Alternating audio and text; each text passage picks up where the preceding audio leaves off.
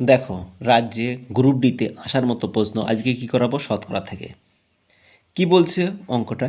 বাস ও train ভাড়া taxi ভাড়ার থেকে 50% এবং 40% কম।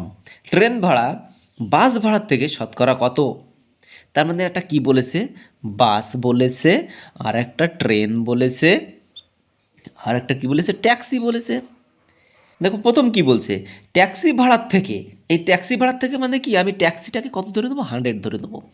ট্যাক্সি ভাড়ার থেকে 50% এবং 40% কম। কে কম? বাস 50% কম। মানে 50% কম মানে কত? 50ই হবে।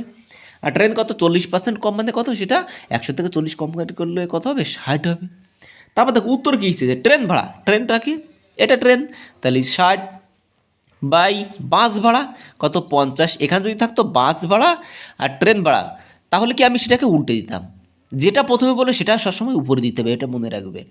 গুণ 100, কাটাকাটি করো। 5 দুগুণি 10, 6 দুগুণি 12, 120।